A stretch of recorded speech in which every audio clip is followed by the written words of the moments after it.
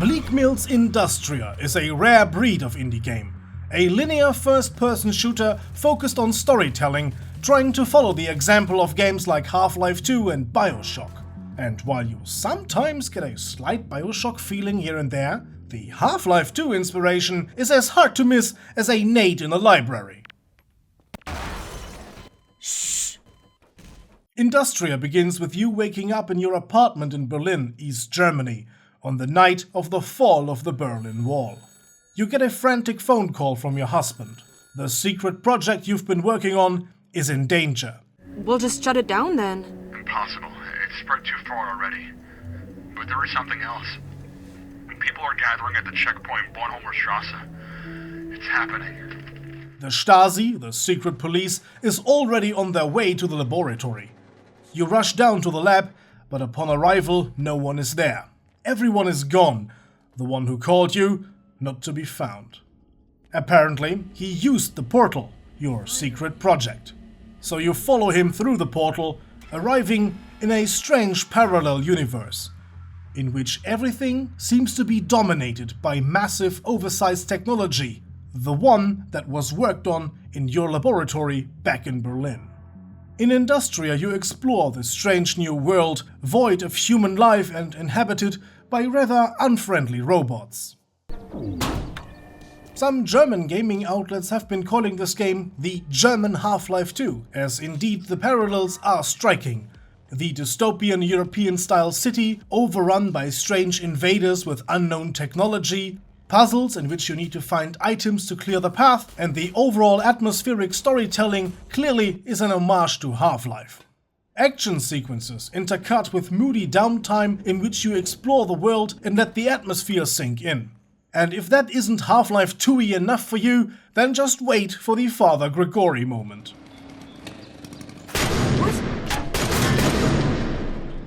I don't know who you are, but if you want to live longer than 5 minutes, you should probably get the hell out of there. The developers said it themselves, they were inspired by Half-Life, and that inspiration is a double-edged sword for them. In some moments, Industria really invokes the feeling of playing a well-rounded experience, the likes of which Valve would deliver. But then on the other side, the game's weaknesses show through way too often. It is an impressive achievement for a game that was developed by just a handful of people. Nonetheless, I need to point out that it lacks refinement in level design and gameplay. Withdrawing from Half-Life 2 so much, they do invoke expectations the game is never able to match. Not in gameplay, and not in game length. Industria is a rather short experience. The game's shooter mechanics are basic and often feel sluggish. And with the player only able to carry very little ammunition for each weapon, you are constantly switching weapons while fighting. The developers seem to have tried to fix the issue by just filling the levels with ammo, so instead of going into battle with enough ammunition, you end up looking around for ammo while fighting, or just frantically switching to the gun you have some ammo for. This takes the flow out of combat and prevents you from playing with the weapon best suited for your playstyle. Early versions and review copies the developers sent out to testers didn't have limited ammo, so you will rarely see this issue addressed. In my opinion, it just needlessly slows down the flow and makes firefights a chore. Luckily for the game, they are rather short.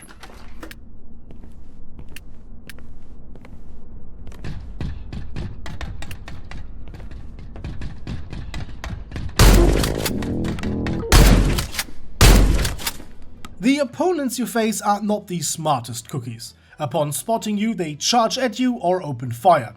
Unless there's some obstacle in the way, like a small bench or a box, or you are just somewhere they can't go.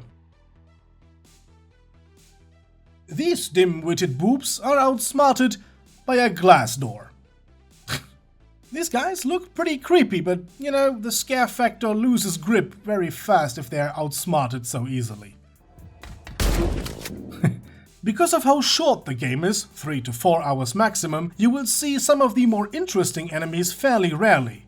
And elaborate puzzle mechanics like this chemistry riddle are introduced just to be never seen again. The entire game feels like a build-up that then doesn't deliver and just ends rather anticlimactic. As you feel like you've reached the high point, you board a train and then the story ends up in a derailment. Industria's main story is interrupted by cryptic dreamlike sequences that take place in a large cultural center in a style found in many former Eastern Bloc countries. A large library combined with other facilities such as a theater.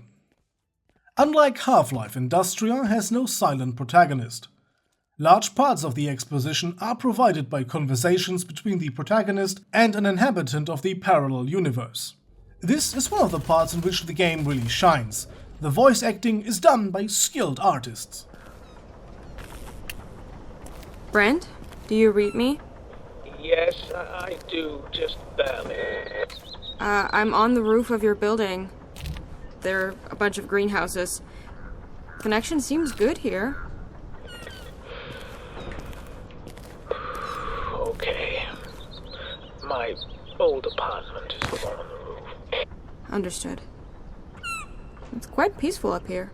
This, combined with the, at times, great atmosphere, captures you and draws you in, at least temporarily. The game alternates between highly detailed areas and sections reminding you of Source Engine mods. The overall good looks are accomplished with the Unreal Engine 4. It is actually crazy what just 2 people can accomplish with it. There are these moments when they almost make you think you are playing a game produced by a bigger studio. Yet, the engine is not used as masterfully as it could be. The advertised ray tracing does not provide a genuine visual improvement. For the cost of cutting your FPS by half, the improved reflections disappoint. The majority of this video was recorded on a GTX 1070 with settings set to Ultra on a Full HD resolution. We then recorded some footage on an RTX 3090 to of course explore the advertised ray tracing, with mixed results. Have a look for yourself.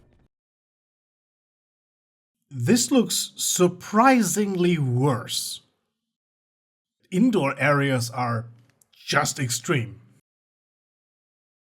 Largely, levels look worse with ray-traced lighting, though outside areas generally benefit from it.